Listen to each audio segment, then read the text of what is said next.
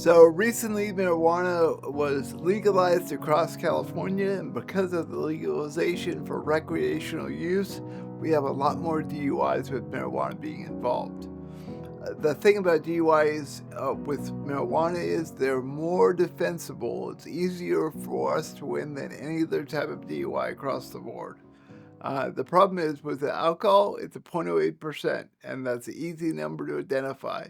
With a DUI with marijuana, the police have a very difficult time quantifying how much marijuana is actually in your system because marijuana lasts in your system. It can come out in your pee for 30 whole days.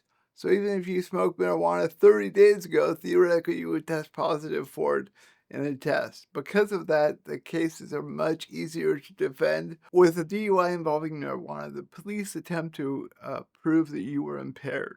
And how they prove you were impaired is by showing you can't operate the motor vehicle with the caution characteristic of a sober person under the same or similar circumstances. Say that 10 times fast.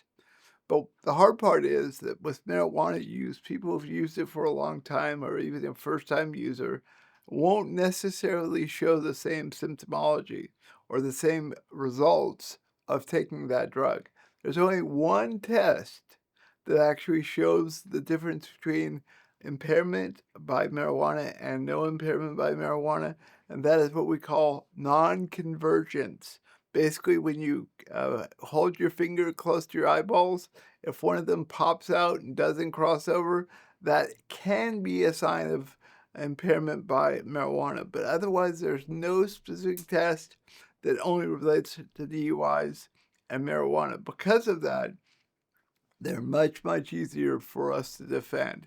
You basically have to be fall down wasted before they'll be successful at prosecuting you for DUI marijuana. So when you're arrested for a DUI involving marijuana, the police officers have two choices. Normally for an alcohol offense, it's breath or blood.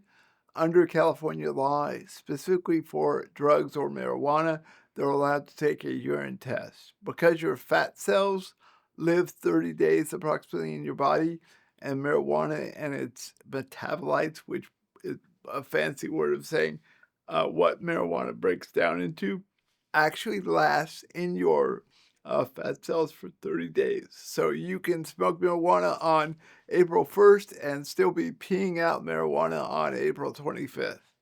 And because of that, the officers will sometimes try and take a blood test. The blood carries around everything else in our body, our nutrients, our oxygen, etc. And so when your body is killing or the fat cells are dying off, they still go into your blood system.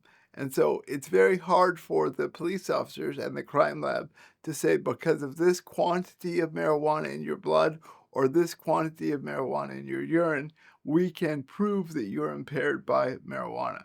So when you're comparing an alcohol arrest for DUI and a marijuana arrest for DUI, there are some differences. Number one, under California law, if you're as high could possibly be on marijuana, but there's no alcohol in your system, the DMV will not take your driver's license as part of the administrative proceeding.